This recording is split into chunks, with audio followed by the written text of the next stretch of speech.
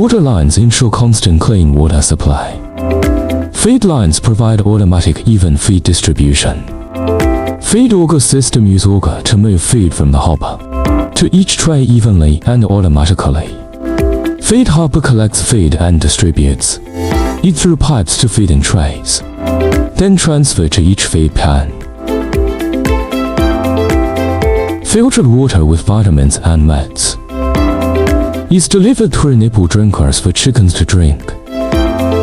This ensures clean fresh supply at all times and reduces water waste. The system provides uniform distribution, supports chicken health and improves farm efficiency. Water line delivers treated water via nipple drinkers.